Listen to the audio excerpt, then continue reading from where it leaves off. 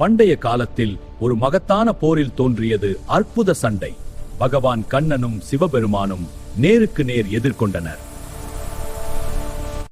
கண்ணன் தன் சுதர்சன சக்கரத்தை வீசினார். சிவன் திரிசூலத்தால் அதை மோதினார்.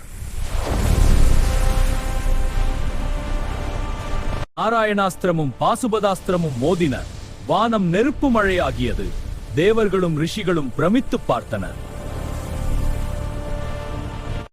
சிவன் தன் உக்ர ரூபத்தை எடுத்தார். கண்ணன் தன் விஸ்வரூபத்தை வெளிப்படுத்தினார்.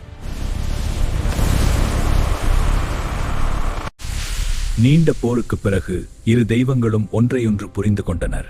கண்ணனும் சிவனும் ஒன்றே என்பதை உணர்ந்தனர்.